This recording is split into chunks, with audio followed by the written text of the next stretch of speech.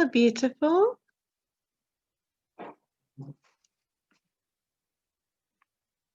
You're all quiet. Not making any noises. Oh, sorry, darling. We're decorating our Christmas tree. Oh, Katie, it's beautiful. Thank you. That is gorgeous. Congratulations on such a beautiful tree. Got about 100 decorations on so far. I think it's got another 100 more to go. That's the right amount. There can never be, well, no, there can be too many. I'm quite fussy with my tree. Are you fussy with other people's trees? No, other people's trees can be as gloriously everything and anything as they like. My own Christmas tree in my parents' house has to be just so. But that's because my granny had a particular type of decorations. Oh, Katie, I love it. Oh, this is so nice. Yay. What a cheering, wholesome sight. I see that you are in Brighton. I am in Brighton, yeah, which I'm spending a couple of weeks here before going back to my parents for Christmas. I mean, I'm in now anyway, but I'm doing today here. I just went to choir, just had a bit of a really, I'm feeling so many feelings. Yeah. I just had, you know, Last Christmas, the song about having your heart broken at Christmas. Yeah. So I just had to sing that with the guy who broke my heart last Christmas and this summer, with him playing the piano, and I was like, isn't this fun? So. Oh, what? How lovely. What do you mean? How long were you singing it for? Or how good did he break my heart? I said how lovely. Yeah. How it was super fun for me. So yeah, we just said bye and didn't hang out for the first time ever. It physically hurts me to walk away from him, but it's the right thing. And I had a really great evening at choir. Other than that, really good to see choir, but I have many feelings right now, so it's nice to see Christmas cheer and cats on camera. Hooray for people bringing those delights into the world. Are you doing Christmas at your place, or are you going to go back to respective families for Christmas? We are going to my parents. Nice. Yay. Dreamy. That'll be lovely. Oh, I need to buy a tree tomorrow. This is very inspiring. Thanks. So good. Yeah. Oh. Tree smell is the best smell. I agree. Amazing. I just Yeah, found the paper Santa hat. My first student flat came with a poster of a naked lady. Mm-hmm. So at Christmas we put a little Santa hat on her head and 2 little Santa hats on her boobies. Amazing.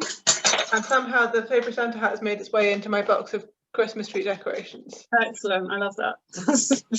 Like, so wholesomely you, and then actually such a least unwholesome origin story. So it was a very wholesome flat.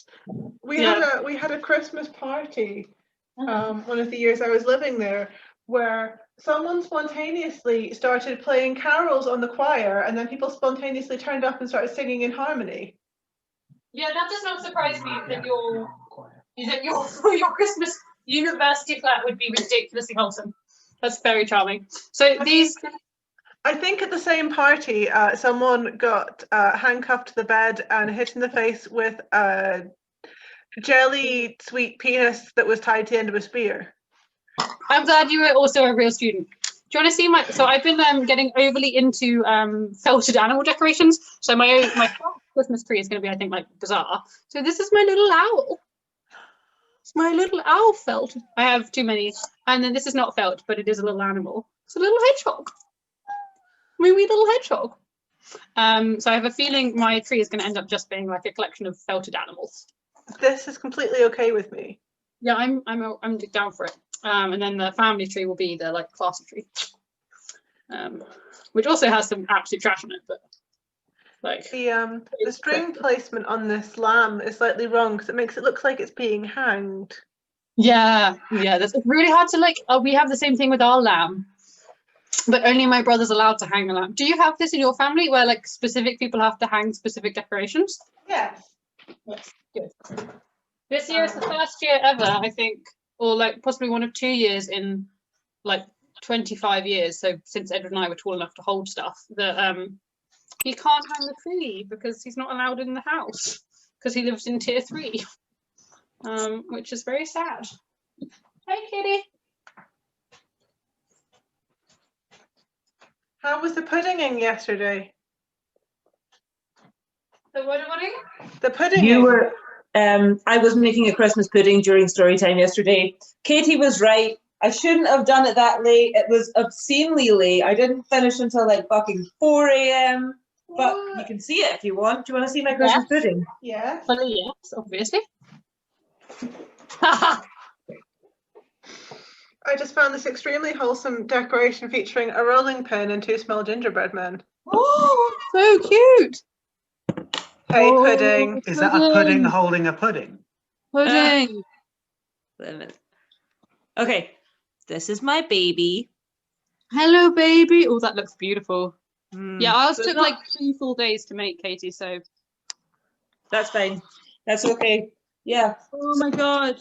Not I can't believe you made something that pretty. Every single day or every single week, I'm going to be adding a little bit more brandy in there, and then I'm going to set it on fire. Ah! That sounds That is honestly so beautiful. Well done. I'm very much Thank you. It's my mum's recipe. so exciting. Speaking of beautiful babies, has everyone like cooed and melted completely over Lisa and Jonas's beautiful baby? Yes, oh my god. It's an actual real baby. Yes, very much so. Also their post was just very honest and real, and that was very lovely to see. How do I make this safe? What is flammable? That is flammable. I'm going to be trying soldering for the first time ever tonight whilst story time is going on. fun. Don't die. Yeah, actually that's a literal lie. I'll be not soldering. I'll be doing what's this? We're burning wood. I shall burn some wood with a Oh, soldering cool. kit. That's really fun. I love doing that. It smells really nice as well. Oh, great. Okay, cool. I'm quite scared because I've never done it before and I don't really know what I'm doing. And my mum gave me like a look of horror that I would have such an adult tool. No, you'll be fine. Don't worry. Thank you. I need to be fine. Like, the worst you can do is burn your finger. And if you do that, then you need to put it under cold water for 20 minutes. Okay, cool.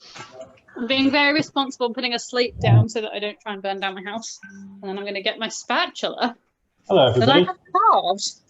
My one piece of advice is if the thing starts to drop, don't catch it. That really hurts. Yep, that's a good piece of advice. This is the spatula I made. Yeah. Wow! Oh. Do you have a scrap of wood to practice on? Because Yes. because you don't want to mess I up think your I'm going to knife, try and then. do some like initials in the handle for my friend's 30th. It needs a little bit more work, but it's pretty close.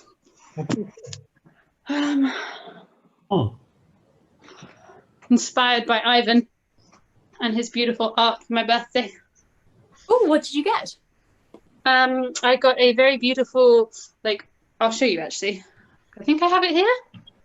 So I've just moved back to my parents and everything is chaos. Yay! Chaos. No, I have no idea where it is in this flat yet. Sorry, I've just moved today, so I didn't know. But it was a beautiful, like, carved wooden, sort of like brooch-shaped object that isn't a brooch, but will get used in some way, displayed. That says, "Want to dance," but in like a clever visual pun rather than words. That's so cute. It's super cute, super cute and beautiful, and in a really nice, beautiful piece of wood. And yeah, it's been inspired. So That sounds so nice. yes, it was glorious. Finding layers. Oh, a gorgeous one. So hello, Liz. Who else? Hello. Hello, Ivan. Hello, Katie. Hi, Martin. Hi, Kitty. Hi, Bina. Hi, Jonathan. Hi, Duncan. Hi, Tress. Hello. Hi, Michael. And hi, Em. Hello, everybody. Oh, we got a tryst. Yes, Got a tryst. Exciting and novel. Hello, everyone else as well. Zoom has decided it hates Yay. my webcam today. So you'll just Where have is to your- take my word for it that overnight I became just excruciatingly attractive, and sadly can't show you all. Well, we know Not that. possible. You already were. Yeah. We're as used to it as we're going to get by now, you know? Mhm. Let us see Well, your face. my ambition for 2021 is less used to it. Right. A noble ambition. How is everybody doing? Jonathan, how are you, sweet pea? I'm doing all right. Under the circumstances, not so bad. And how are you, Frankie? Pretty good, pretty good, pretty good. Having a very nice chill weekend. Just finished watching Full Metal Alchemist, which has been very good and very intense. Watching what? Full Metal Alchemist anime. It's very good, and I've had lots of emotions. So now I'm hydrating, and I'm ready for like a nice chill time, which this is definitely not about to be. Full Metal Alchemist, you said? I'll look it up. It's better, The better original Brotherhood. Brotherhood. I think it's on Netflix right now. It At is least it's in Canada. very Could you good. give us a whirlwind catch up before you start this one? Thank you. Of course, my darling. What's the last what you've also very quickly for anyone who hasn't seen, look at this! Oh, Anyone? is he wearing the Zalcom shirt? What's up, my love? You wearing the Zalcom shirt? Yes! That is so good. It's I need to order one. I will put it in order. I was just like, is it okay for me to order one? But I think it might be. All right. Well, 'Cause I'm it's going in.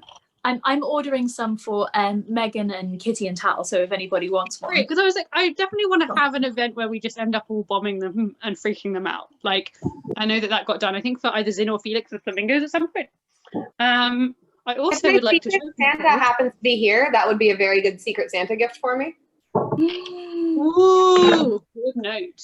I'd also just like to show people Frankie's beautiful art and another beautiful Storytime gift now prominently displayed in my flat. Now I need to do my video. Has that done the thing? I'm not on the right screen to do this, so sorry everybody. Incompetent, but keen.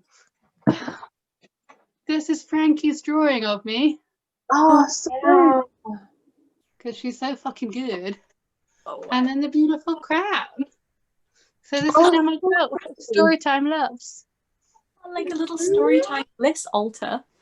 And your shelves look lovely, Liz. Your Thank shelf you. So nice. Thank you. I've been having such a good time. Like this shelf is not done yet because it is not perfectly arranged. This shelf is now done. I think my antler has just been finished being painted. So That picture is so gorgeous. I love it so much. yeah. I'm very, very excited by this. Is like the base. This half of the shelf is good once it's got a plant, and then I need to work on this half of the shelf. So basically Frankie's now taken center stage in my wanky pretentious shelf vibe, which I love. Can I show you guys something a little bit luxurious? Always. Yeah. Okay, so I've been making some candied hazelnuts. Ooh. I'm putting them on the tray right now. Oh my god. Oh my god, Kitty. And they've got just like a little bit of cinnamon and a little bit of cayenne pepper. So I'm going to be spreading these out and leaving them until after story time.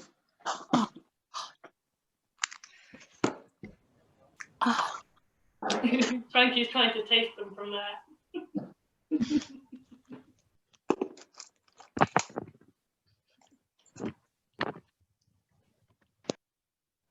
Here, please. Here, please. Also, hi, Sean. Hello. And hi Andrade. And hi Mike and Pontouf. Okay. So there was a request. Hi Jen's here. There was a request for a catch up from potentially Nick and Katie of the Glowing Tree. Was that you, my darlings? Yeah. Sorry, we're still decorating. When do you need a catch up from, my darlings? So we've both read the story. I guess I think we missed the last one. Okay. So just to see whereabouts we are. Okay. So where did we get up to? Veterinary is still being hella poisoned. Vimes is all eaten up with guilt about it because Veterinary is his boyfriend. Cheery is all like, oh, I want to be a lady and wear like lady underwear. And Angua is like, let's go for a drink, which is understandable. Nobby went to the Herald's College and was like, oh, I was told to come here. And they were like, who are you? And he was like, I have this ring. And they were like, oh, you're an earl. And now he's freaking out about that. Angua and Cheery went to Igneous, the potter's place, and they were like, we have some clay, where's it from? And he was like, it's from the ground, bitches. And they were like, lol, why do you have this big padlock? And he was all, some clay got stolen. And Cheery was all, I hate werewolves. And Angua was like, oh my god, how interesting.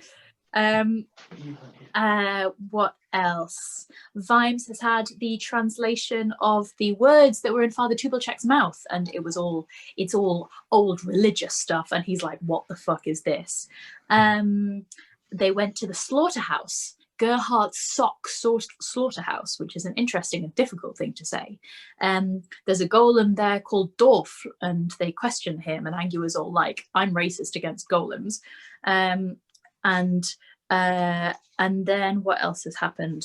Dwarves had to go off for a holiday, which happens to golems sometimes. And then there was a brief interlude with lots of people plotting about Veterinary in a sinister way, saying it's clean and good this way. We don't really know what's going on there, but something mysterious. And then what else? Veterinary is like, oh no, I'm sick, and Vimes is like, I'll look after you, babe. And Veterinary's like, okay, well, if you could leave me to get on with my paperwork. And Vimes didn't feel good about that. And then Nobby has gone to Colon and been like, oh no, I'm posh. And Colon is like, oh no. And then Dorf turns up and is like, I did it. And they said, what? And he said, I killed the priest. And that's where we got up to. I have an important question. Mm-hmm. I feel really shortchanged because we've got through 10 books in this whole freaking year. We could have got through 100 if you'd just been that efficient. I have really not been putting my back into this, and I can't apologize enough for that. My dedication to Storytime has really been lacking. I would totally subscribe to a story time where you just told the whole book in one Frankie summary in that style. Maybe can we have that at the 1 year Storytime party? You can summarize every book. Oh my god, one book a minute for 100 minutes. Definitely. Well, we have one book per breath. I'll line up 15 shots of vodka or whatever it is, and I'll summarize the first one and take a shot, then summarize the second and take the next shot, and we'll see how things go by 5 or 6 books in. I'm going to be so disappointed if this doesn't happen. I mean, maybe not vodka, maybe wine, cider or something, but I maybe think that that's a great idea, and I'm willing to, humiliate and prostitute myself for your entertainment. As has been. I mean, if you want to change it into some kind of fanfic. Right. Golem time. You are right, Mike and Pontouf. Oh my god, Katie, that's so cute. Okay, no, I can't look at your Christmas decorations. I'm supposed to be reading a book. Now. Are you sitting comfortably? Then I'll begin.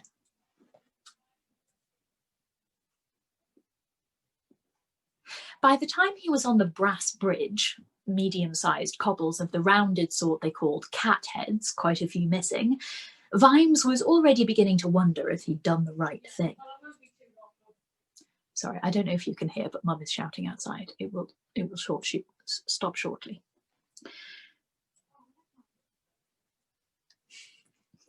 Autumn fogs were always thick, but he'd never known it this bad. The pall muffled the sounds of the city and turned the brightest lights into dim glows, even though in theory the sun hadn't set yet. He walked along by the parapet. A squat, glistening shape loomed in the fog. It was one of the wooden hippos, some distant ancestor of Roderick or Keith. There were 4 on either side, all looking out towards the sea. Vimes had walked past them thousands of times. They were old friends. He'd often stood in the lee of one on chilly nights when he was looking for somewhere out of trouble. That's what it used to be like, wasn't it? It hardly seemed that long ago. Just a handful of them in the watch, staying out of trouble. And then Carrot had arrived, and suddenly the narrow circuit of their lives had opened up, and there were nearly 30 men, including trolls and dwarfs and miscellaneous, in the watch now. And they didn't skulk around keeping out of trouble. They went looking for trouble, and they found it everywhere they looked. Funny that.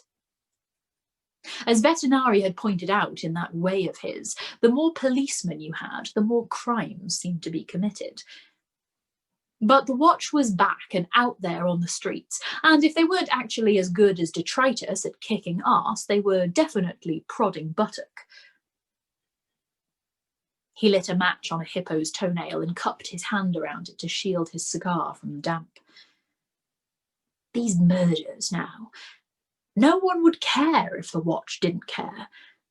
2 old men murdered on the same day. Nothing stolen. He corrected himself. Nothing apparently stolen.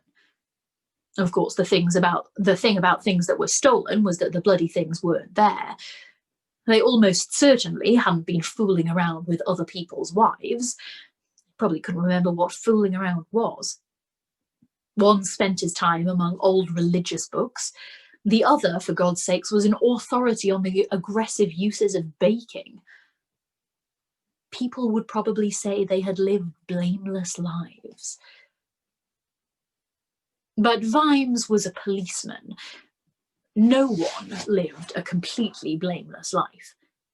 It might just be possible by lying very still in a cellar somewhere to get through a day without committing a crime, but only just. And even then you're probably guilty of loitering. Anyway, Angua seemed to have taken this case personally. She always had a soft spot for the underdog. So did Vimes. You had to. Not because they were pure or noble, because they weren't. You had to be on the side of underdogs because they weren't overdogs. Everyone in this city looked after themselves. That's what the guilds were for. People banded together against other people. The guild looked after you from the cradle to the grave, or, in the case of the assassins, to other people's graves. They even maintained the law, or at least they had done, after a fashion. Thieving without a license was punishable by death for the first offence. Footnote. The Ankh-Morpork view of crime and punishment was that the penalty for the first offence should prevent the possibility of a second offence. The Thieves' Guild saw to that. The arrangement sounded unreal, but it worked. It worked like a machine. That was fine, except for the occasional people who got crushed in the wheels. The damp cobbles felt reassuringly real under his soles. Gods, he'd missed this. He'd patrolled alone in the old days, when there was just him and the stones glistened around 3 a.m. It all seemed to make sense somehow. He stopped. Around him, the world became a crystal of horror. The special horror that has nothing to do with fangs or ichor or ghosts, but has everything to do with the familiar becoming unfamiliar. Something fundamental was wrong. It took a few dreadful seconds for his mind to supply the details of what his subconscious had noticed. There had been 5 statues along the parapet on this side, but there should have been 4. He turned very slowly and walked back to the last one. It was a hippo, all right. So was the next one. There was graffiti on it. Nothing supernatural had "Zaz is a Wonka" scrawled on it.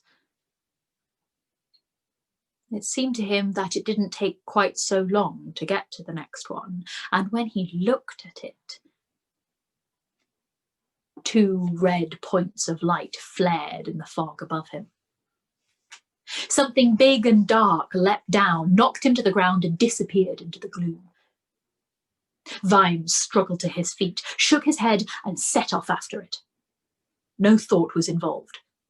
It is the ancient instinct of terriers and policemen to chase anything that runs away. As he ran, he felt automatically for his bell, which would summon other watchmen, but the commander of the watch didn't carry a bell. Commanders of the watch were on their own.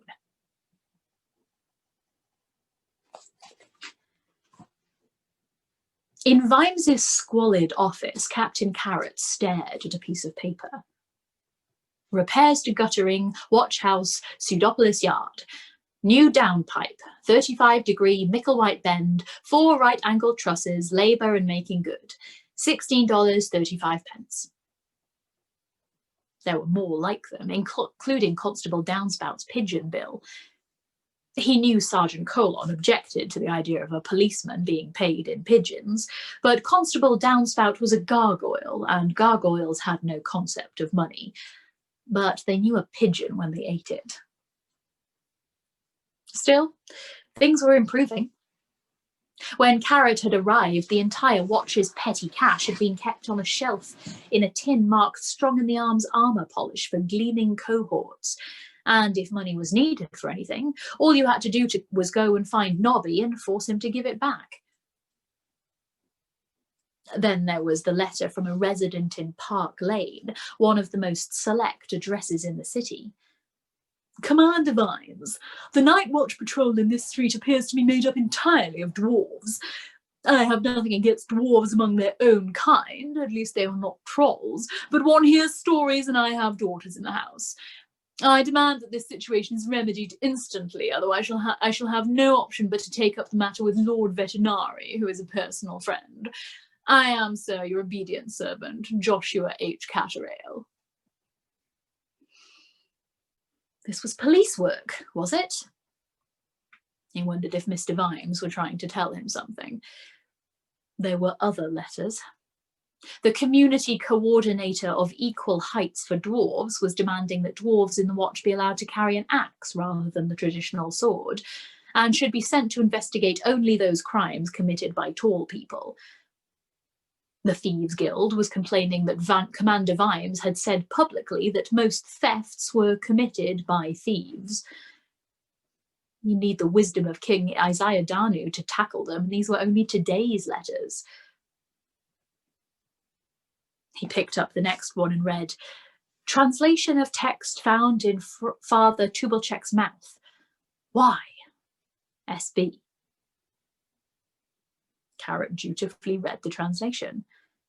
In his mouth? Someone tried to put words in his mouth, said Carrot to the silent room. He shivered, but not because of the cold that came from fear. Vimes's office was always cold. Vimes was an outdoors person. Fog was dancing in the open window, little fingers of it drifting in the light. The next paper down the heap was a copy of Cheery's iconograph. Carrot stared at the 2 blurred red eyes. Captain Carrot? He half turned his head, but kept looking at the picture. Yes, Fred? We've got the murderer. We've got him. Is he a golem? How did you know that?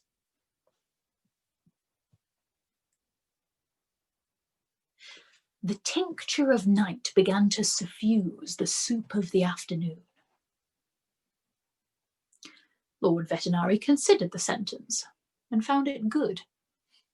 He liked tincture particularly. Tincture. Tincture. It was a distinguished word and pleasantly countered by the flatness of soup. The soup of the afternoon, yes, in which may well be found the croutons of tea time. He was aware that he was a little light-headed. He'd never have thought a sentence like that in a normal frame of mind. In the fog outside the window, just visible by the candlelight, he saw the crouching shape of Constable Downspout. A gargoyle, eh? He'd wondered why the watch was indented for 5 pigeons a week on its wages bill. A gargoyle in the watch, whose job it was to watch. That would be Captain Carrot's idea. Lord Veterinary got up carefully from the bed and closed the shutters. He walked slowly to his writing table, pulled his journal out of its drawer, then tugged out a wad of manuscript and unstoppered the ink bottle. Now then, where had he got to? Chapter 8, he read unsteadily, The Rights of Man. Ah, yes. Concerning truth, he wrote, that which may be spoken as events dictate, but should be heard on every occasion. He wondered how he could work soup of the afternoon into the treatise, or at least tincture of night. The pen scratched across the paper. Unheeded on the floor lay the tray that had contained a bowl of nourishing gruel, concerning which he had resolved to have strong words with the cook when he felt better. It had been tasted by 3 tasters, including Sergeant Detritus, who was unlikely to be poisoned by anything that worked on humans, or even by most things that worked on trolls, but probably by most things that worked on trolls. The door was locked. Occasionally he could hear the reassuring creak of detritus on his rounds. Outside the window, the fog condensed on Constable Downspout. Veterinary dipped the pen in the ink and started a new page. Every so often he consulted the leather-bound journal, licking his fingers delicately to turn the thin pages. Tendrils of fog slipped in around the shutters and brushed against the wall until they were frightened away by the candlelight.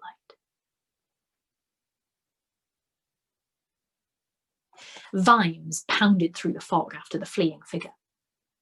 It wasn't quite so fast as him, despite the twinges in his legs and 1 or 2 warning stabs from his left knee, but whenever he came close to it, some muffled pedestrian got in the way, or a cart pulled out of a cross street.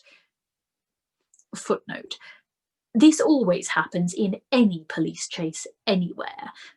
A heavily laden lorry will always pull out of a side alley in front of the pursuit. If vehicles aren't involved, then it'll be a man with a rack of garments, or 2 men with a large sheet of glass. There's probably some kind of secret society behind all this. His souls told him that they'd gone right down Broadway and had turned left into Nonsuch Street, small square paving stones. The fog was even thicker here, trapped between the trees of the park.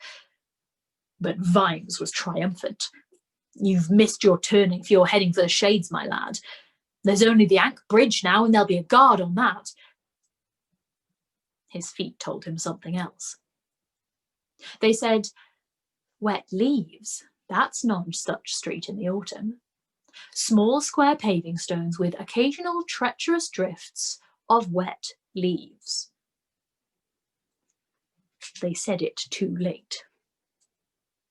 Vimes landed on his chin in the gutter, staggered upright, fell over again as the rest of the universe spun past, got up, tottered a few steps in the wrong direction, fell over again, and decided to accept the majority vote for a while.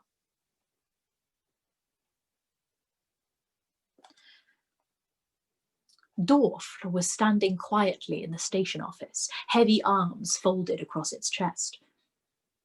In front of the golem was the crossbow belonging to Sergeant Detritus, which had been converted from an ancient siege weapon. It fired a 6-foot-long iron arrow. Nobby sat behind it, his finger on the trigger. "Put it away, Nobby. You can't fire that in here," said Carrot. "You know we never find where the arrows stop." "We wrestled a confession out of it," said Sergeant Colon, hopping up and down. "It kept on admitting it, but we got it to confess in the end. And we've got these other crimes we'd like taken into consideration." Dorf held up its slate. "I am guilty." Something fell out of its hand. It was short and white, a piece of matchstick by the look of it. Carrot picked it up and stared at it. Then he looked at the list Colon had drawn up. It was quite long and consisted of every unsolved crime in the city for the past couple of months. "It's confessed to all these." "Not yet," said Nobby. "We haven't read them all out yet," said Colon. Dorf wrote, "I did everything." "Hey," said Colon, "Mr. Vibes is going to be really pleased with us." Carrot walked up to the golem. There was a faint orange glow in its eyes. "Did you kill Father Tubelchek?" he said. "Yes." "See," said Sergeant Colon, "you can't argue with that." "Why did you do it?" said Carrot. No reply. "And Mr. Hopkinson at the Bread Museum?" "Yes." "You beat him to death with an iron bar?" said Carrot. "Yes." "Hang on," said Colon. "I thought you said he was—" "Leave it, Fred," said Carrot. "Why did you kill the old man, Dorf?" No reply. "Does there have to be a reason? You can't trust golems, my dad always used to say," said Colon. "Turn on you as soon as look at you, he said." "Have they ever killed anyone?" said Carrot. "Not for want of thinking about it," said Colon darkly. "My dad said he had to work with one once and it used to look at him all the time. He'd turn around and there it would be, looking at him." Dorf sat staring straight in front. "Shine a candle in its eyes," said Nobby. Carrot pulled a chair across the floor and straddled it, facing Dorf. He absent-mindedly twirled the broken match between his fingers. "I know you didn't kill Mr. Hopkinson, and I don't think you killed Father Tubelchek," he said. "I think he was dying when you found him. I think you tried to save him, Dorf. In fact, I'm pretty sure I can prove it if I can see your hem." The light from the golem's flaring eyes filled the room. He stepped forward, fists upraised. Nobby fired the crossbow. Dorf snatched the long bolt out of the air. There was the sound of screaming metal, and the bolt became a thin bar of red-hot iron with a bulge piled up around the golem's grip. But Carrot was behind the golem, flipping open its head. As the golem turned, raising the iron bar like a club, the fire died in its eyes. "Got it," said Carrot, holding up a yellowed scroll.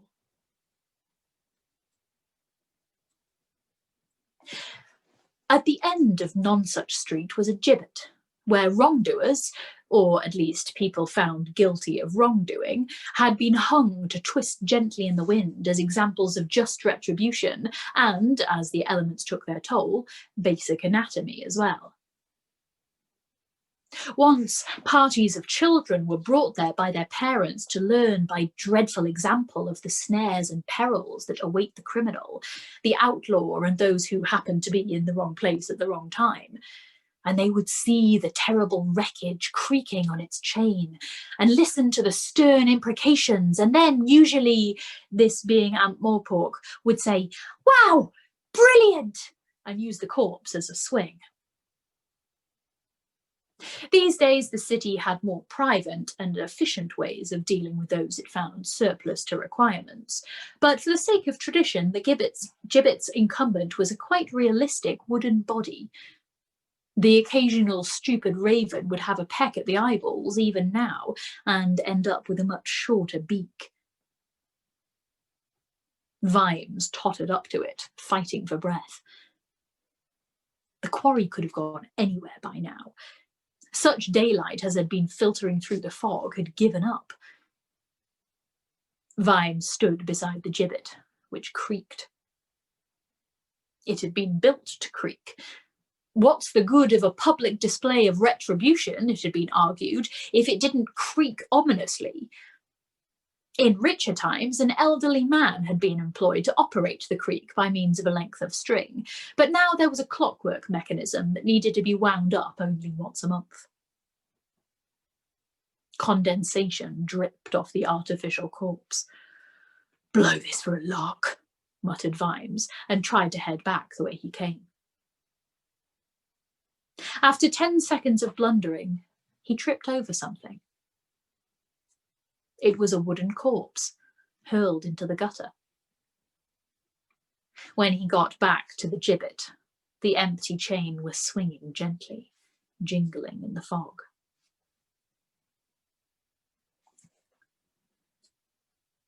Sergeant Colon tapped the golem's chest. It went thong. "Like a flower pot," said Nobby. "How can they move around when they're like a pot, eh? They ought to keep cracking all the time." "They're daft too," said Colon. "I heard there was one over in Quirm who was made to dig a trench and they forgot about it, and they only remembered it when there was all this water because it had dug all the way to the river." Carrot unrolled the hem on the table and laid it beside the paper that had been put in Father Tubelchek's mouth. "It's dead, is it?" said Sergeant Colon. "It's harmless," said Carrot, looking from one piece of paper to the other. "Right. I've got a sledgehammer around the back somewhere. I'll just..." "No," said Carrot. "You saw the way it was acting." "I don't think it could actually have hit me. I think it just wanted to scare us." "It worked." "Look at these, Fred." Sergeant Colon glanced at the desk. "Foreign writing," he said, in a voice which suggested that it was nothing like as good as decent home writing and probably smelled of garlic. "Anything strike you about them?" "Well, they looks the same," Sergeant Colon conceded. "This yellowing one is Dorfschem. The other one is from Father Tubelchek," said Carrot. "Letter for letter, the same." "Why's that?" "I think Dorf wrote these words and put them in old Tubelchek's mouth after the poor man died," said Carrot slowly, still looking from one piece of paper to the other. Yuck," said Nobby. "That's mucky, that is." "No, you don't understand," said Carrot. "I mean, he wrote them because they were the only ones he knew that worked." "Worked how?" "Well, you know the kiss of life," said Carrot. "I mean, first aid. I know you know, Nobby. You came with me when they had that course at the YMPA." "I only went because you said you got a free cup of tea and a biscuit," said Nobby sulkily.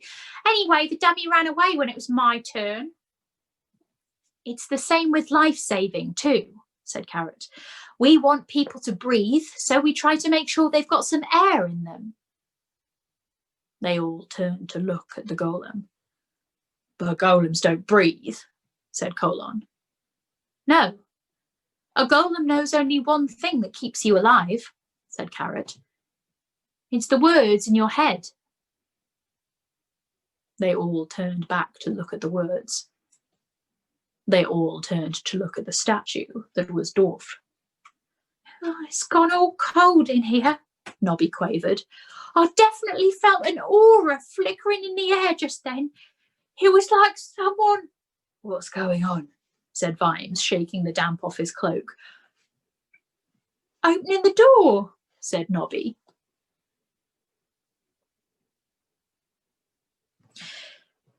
It was 10 minutes later.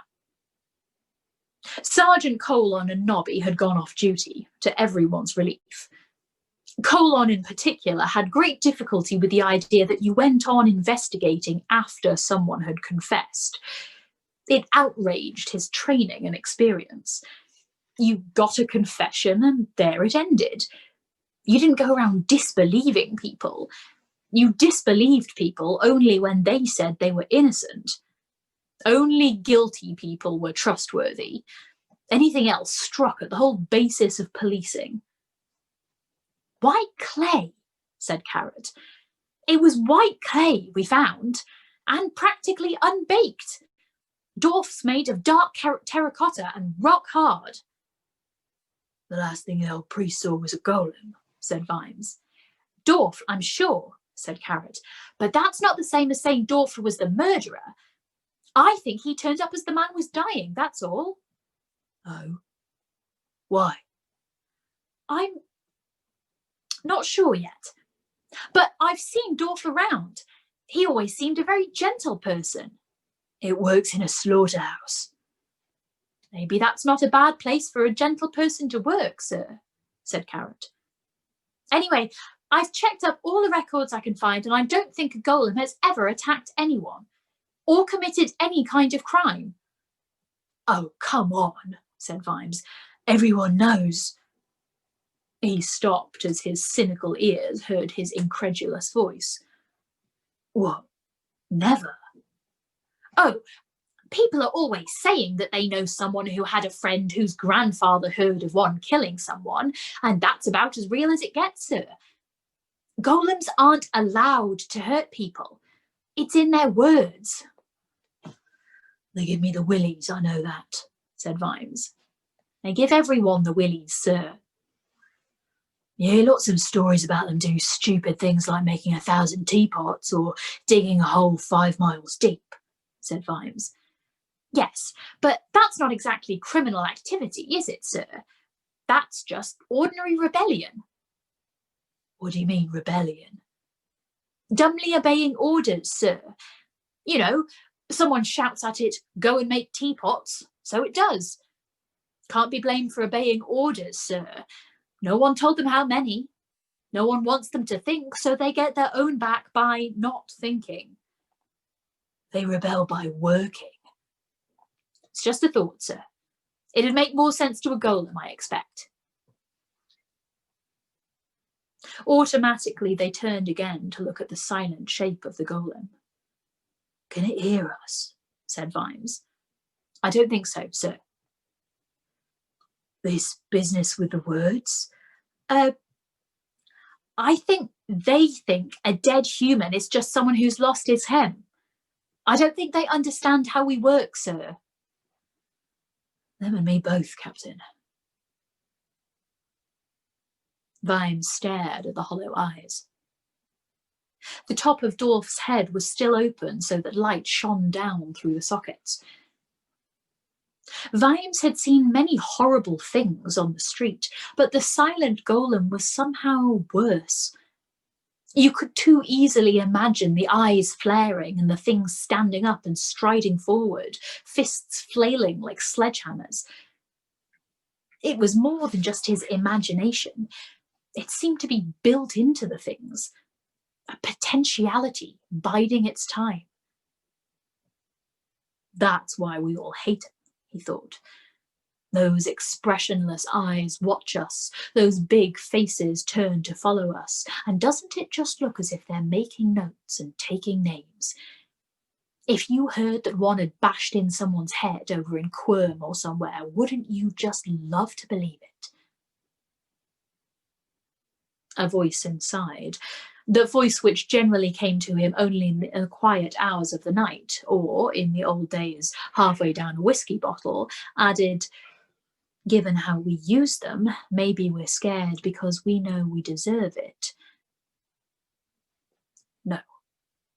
There's nothing behind those eyes. There's just clay and magic words.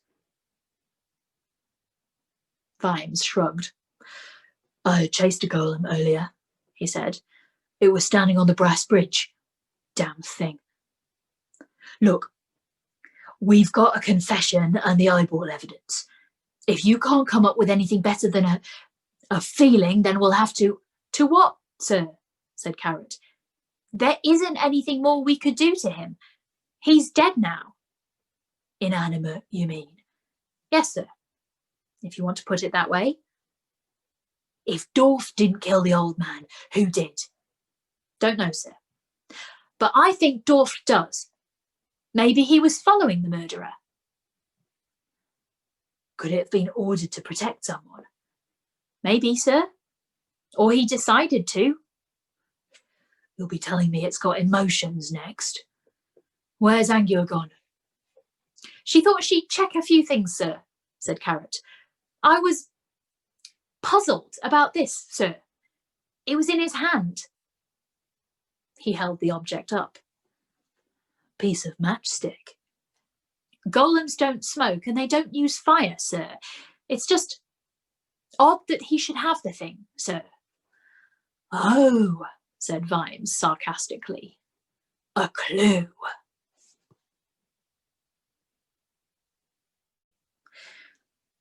Dorf's trail was the word on the street. The mixed smells of the slaughterhouse filled Angua's nostrils. The journey zigzagged, but with a certain directional tendency. It was as if the golem had laid a ruler across the town and taken every road and alley that went in the right direction. She came to a short, blind alley. There were some warehouse gates at the end. She sniffed. There were plenty of other smells too. Dough, paint, grease, pine resin. Loud, sharp, fresh scents. She sniffed again. Cloth? Wool? There was a confusion of footprints in the dirt. Large footprints. The small part of Angua that always walked on two legs saw that the footprints coming out were on top of the footprints going in. She snuffled around. Up to 12 creatures, each with their own very distinctive smell, the smell of merchandise rather than living creatures, had all very recently gone down the stairwell, and all 12 had come back up. She went down the steps and was met by an impenetrable barrier. A door. Paws were no good at doorknobs. She peered over the top of the steps. There was no one around. Only the fog hung between the buildings.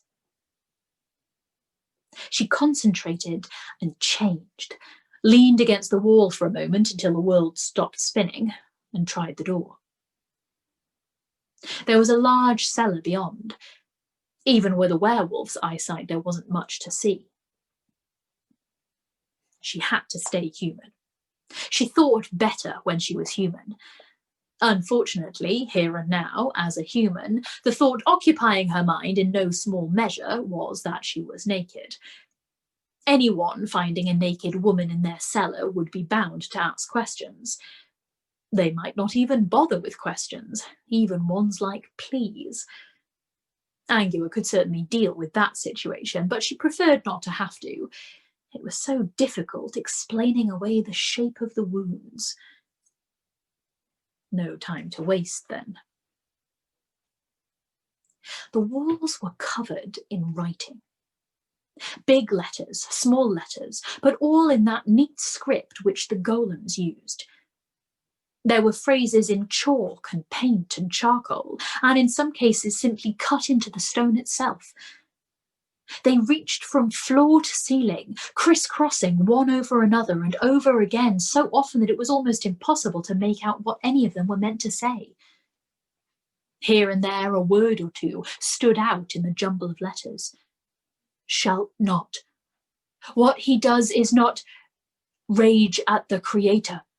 Woe unto the masterless. Words in the clay of our... Bring us to free... The dust in the middle of the floor was scuffed, as if a number of people had been milling around. She crouched down and rubbed the dirt, occasionally sniffing her finger. Smells. They were industrial smells. She hardly needed special senses to detect them. A golem didn't smell of anything except clay and whatever it was working with at the time. And something rolled under her fingers. It was a length of wood, only a couple of inches long, a matchstick without a head. A few minutes' investigation found another 10 lying here and there as if they'd been idly dropped. There was also half a stick, tossed away some distance from the others. Her night vision was fading, but sense of smell lasted much longer. Smells were strong on the sticks, the same cocktail of odours that had trailed into this damp room. But the slaughterhouse smell she'd come to associate with Dorf was on only the broken piece. She sat back on her haunches and looked at the little heap of wood. 12 people in messy jobs, had come here. They hadn't stayed long. They'd had a discussion, the writing on the wall. They'd done something involving 11 matches, just the wooden part. They hadn't been dipped to get the head. Maybe the pine-smelling golem worked in a match factory, plus one broken match. Then they'd all left and gone their separate ways. Dorf's way had taken him straight to the main watch house to give himself up. Why?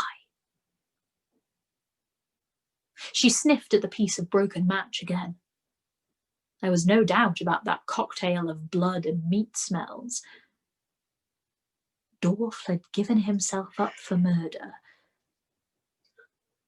She stared at the writing on the wall and shivered. "Cheers, Fred," said Nobby, raising his pint. "We can put the money back in the tea club tomorrow. No one will miss it," said Sergeant Colon. "Anyway, this comes under the heading of an emergency." Corporal Nobbs looked despondently into his glass.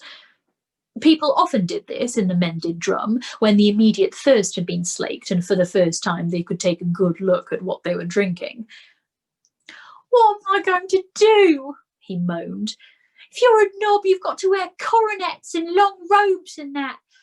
Got to cost a mint, that kind of stuff. And there's stuff you've got to do." He took another long swig. "It's called noblesse oblige." "Noblesse oblige," corrected Colon. "Yeah, means you've got to keep your end up in society. Giving money to charities, being kind to the poor, passing your old clothes to the gardener when there's still some good wear left in them. I know about that. My uncle was butler to old Lady Salachi." "I ain't got a gardener," said Nobby gloomily. "I ain't got a garden. I ain't got any old clothes except what I'm wearing." He took another swig. "She gave her old clothes to the gardener, did she?" Colon nodded. "Yeah, we were always a bit puzzled about that gardener." He caught the barman's eye. "2 more pints of Winkles, Ron." He glanced at Nobby. His old friend looked more dejected than he'd ever seen him. They'd have to see this thing through together. "Better make that 2 for Nobby, too," he added. "Cheers, Fred." Sergeant Colon's eyebrows raised as 1 pint was emptied almost in one go. Nobby put the mug down a little unsteadily. "Wouldn't be so bad if there was a pot of cash," Nobby said, picking up the other mug. "I thought you couldn't be a knob without being a rich bugger. I thought they gave you a big wad with one hand and banged the crown on your head with the other. Don't make sense being knobby and poor, so worse are both worble." He drained the mug and banged it down. "Common and rich, yeah, that I could handle." The barman leaned over to Sergeant Colon. "What's up with the corporal? He's a half-pint man. That's 8 pints he's had." Fred Colon leaned closer and spoke out of the corner of his mouth. "Keep it to yourself, Ron, but it's because he's a peer." "Is that a fact?" Well, I'll go put down some fresh sawdust. In the watch house, Sam Vimes prodded the matches. He didn't ask Angua if she were sure. Angua could smell if it was Wednesday. So who were the others? He said. Other golems? It's hard to tell from the tracks, said Angua, but I think so. I'd have followed them, but I thought I ought to come right back here. What makes you think they were golems? The footprints. And golems have no smell, she said. They pick up the smells associated with whatever they're doing. That's all they smell of. She thought of the wall of words. And they had a long debate, she said. A golem argument in writing. It got pretty heated, I think. She thought about the wall again. Some of them got quite emphatic, she added, remembering the size of some of the lettering. If they were human, they'd have been shouting. Vimes stared gloomily at the matches laid out before him. 11 bits of wood and a 12th broken in two. You didn't need to be any kind of genius to see what had been going on. They drew lots, he said. And Dorf what lost? He sighed. This is getting worse, he said. Does anyone know how many golems there are in the city? No, said Carrot. Hard to find out. No one's made any for centuries, but they don't wear out.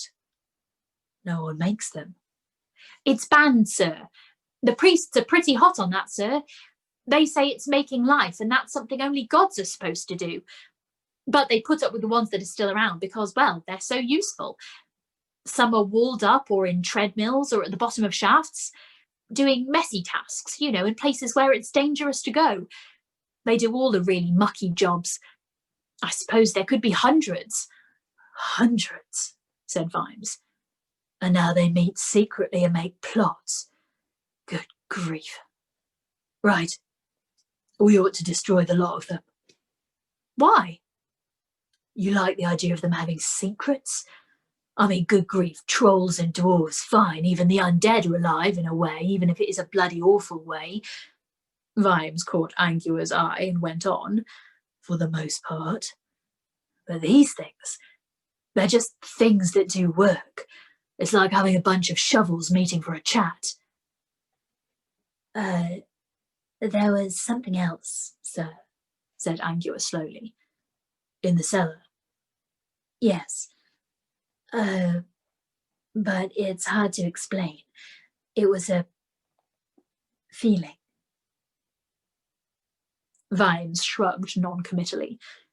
He'd learned not to scoff at Angua's feelings. She always knew where Carrot was, for one thing. If she were in the watch house, you could tell if he were coming up the street by the way she turned to look at the door. Yes? Like deep grief, sir. Terrible, terrible sadness. Vimes nodded and pinched the bridge of his nose. It seemed to have been a long day, and it was far from over yet. He really, really needed a drink. The world was distorted enough as it was.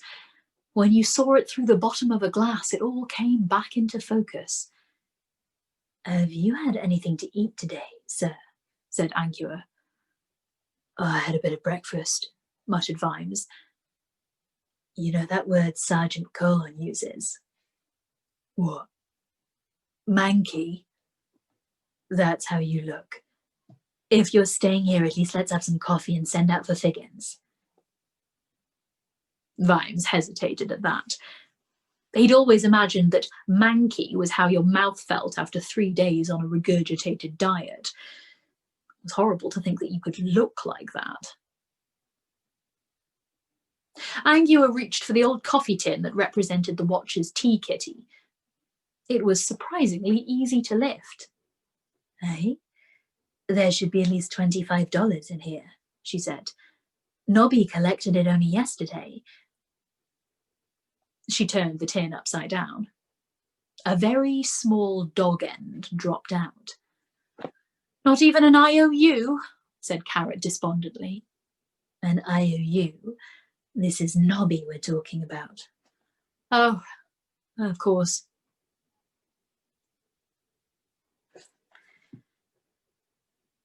It had gone very quiet in the mended drum. Happy hour had been passed with no more than a minor fight. Now everyone was watching unhappy hour. There was a forest of mugs in front of Nobby. I mean, what's it worth when all's said and done? He said. You could flog it, said Ron. Good point, said Sergeant Colon. There's plenty of rich folks who'd give a sack of cash for a title. I mean, folks that's already got the big house and that. They'd give anything to be as knobby as you, Nobby. The 9th pint stopped halfway to Nobby's lips. Could be worth thousands of dollars, said Ron encouragingly. At the very least, said Colon, they'd fight over it. You play your cards right and you could retire on something like that, said Ron. The mug remained stationary. Various expressions fought their way around the lumps and excrescences of Nobby's face, suggesting the terrible battle within. Oh, they would they? He said at last. Sergeant Colon tilted unsteadily away. There was an edge in Nobby's voice he hadn't heard before. Then you could be rich and common, just like you said Ron, who did not have quite the same eye for mental weather changes. Posh folks would be falling over themselves for it. Sell my birthright for a spot of massage, is that it? Said Nobby. It's a pot of message, said Sergeant Colon. It's a mess of pottage, said a bystander, anxious not to break the flow. Ah, well, I'll tell you, said Nobby, swaying. There's some things that can't be sold. Who steals my purse steals trash, right? Yes, the trashiest looking purse I ever saw, said a voice. What is a mess of pottage anyway? 'Cause what good did a lot of millennium do me, hey? The clientele looked puzzled. This seemed to be a question along the lines of, alcohol, is it nice? Or hard work, do you want to do it? What's messy about it then? Well, said a brave soul uncertainly, you could use it to buy a big house, lots of grub and drink and women and that. That's what it takes to make a man happy, is it? Said Nobby, glassy-eyed. His fellow drinkers just stared. This was a metaphysical maze.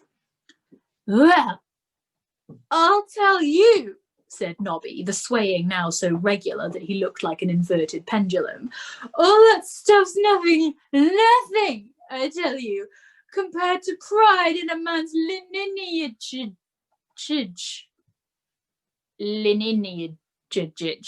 said Sergeant Colon. Ancestors in that, said Nobby. It means I've got ancestors in that, which is more than you lot have got.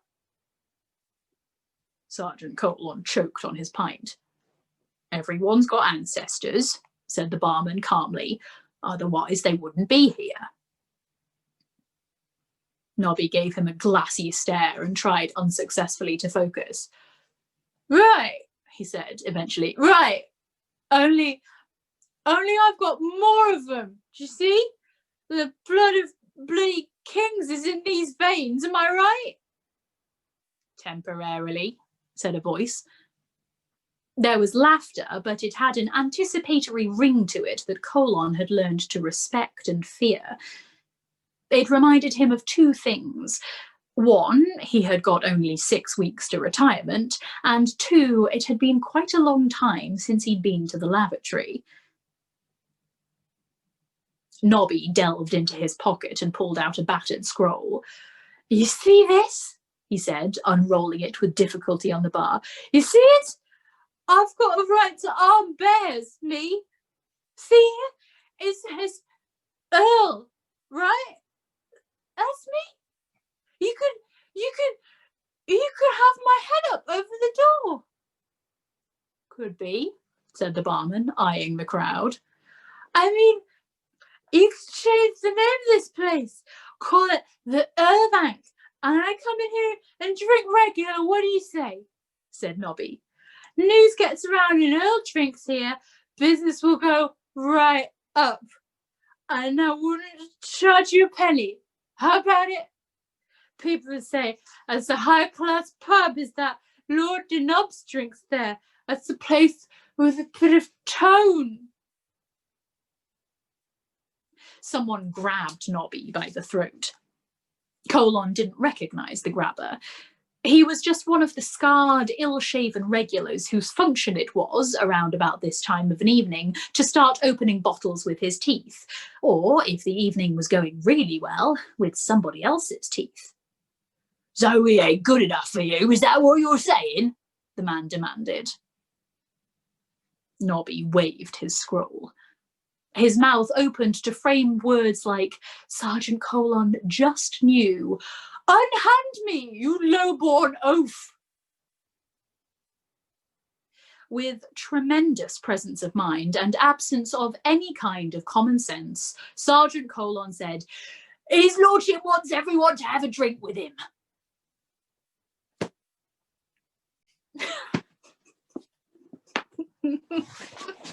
Frankie, your drunk Nobby faces are fantastic. And you were just generally very good at doing a drunk voice. Yeah, and just the Nobby. I've not heard Nobby. I don't. It's amazing. It's the best Nobby I've ever heard. Yeah, it is. I didn't know that's what Nobby needed to sound like until you spoke, and I was like, oh shit, that's how bad Nobby is. Great, thank you. It's it's helped. Also, Angua is still really sexy. Well, oh, she should be. Of course she bloody well is. She's a dream. Yeah, but like Frankie Angua. Oof. Yeah, obs, we're all sitting here in a puddle. Sure, I do Frankie Nobby, so what's your point? Oh no, I'm getting really hot and sweaty with all this. Okay, just take your clothes off.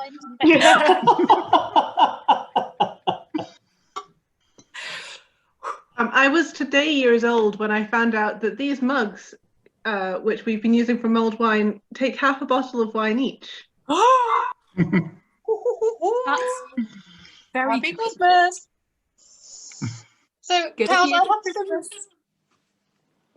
Sorry, may I ask a question to the? Of course, my darling. So I did my soldering. It did not go well, and I did not like the general effect. And so now I've carved off what I've done, and I now have a plain spatula that I need to like hype up with either an additional wooden object that I carved tonight, or what else do I buy to accompany a homemade spatula to make it a good birthday present? Jar of something that you can use to scoop out with a spatula? Yes. Spattle. Biscoff paste. Biscoff paste. A really nice ribbon to tie around it. This is good. Yeah, I now need to like get a good. Basically, my friend, it turns out, is fucking gifted and made me a 30th that I'm like, I don't know how to deal with this because it's not a competition. They will like things that you make because you made them for them with love. Very true. Very true. Thank you. That's what I needed to hear. Cool. Okay. It looks like a goddamn excellent spatula. Every time you need good life advice, just put half a bottle of wine into Katie.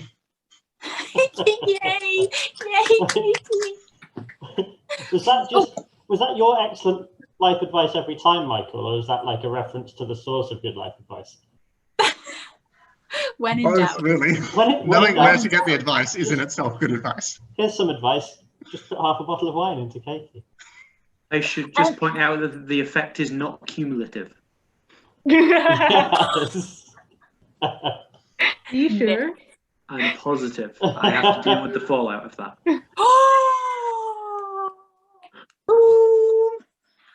Oh snap!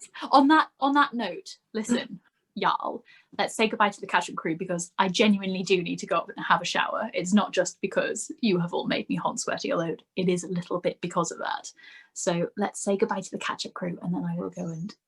Can we have more extra love for Lisa and Eunice and Ash because they really liked the extra love the other night? Of course we can. You have the cutest baby ever.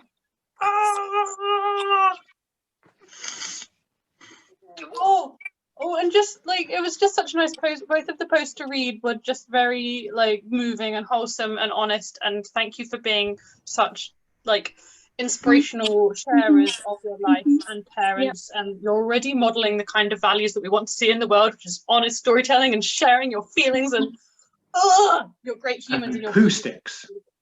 How about tomorrow night for story time? We bring our bears along, and all of our bears can say hello to Ash at the end. I think that would be cute. How would people feel about that? Amazing. Tomorrow night, bear brigade assemble. That means that goes for you too, catch-up crew. Okay, let's do this. Okay, catch-up crew. Hope you enjoyed this. Go and get half a bottle of wine down you, and you will become as wise as Katie. Good night. Good night, catch-up crew. Good night.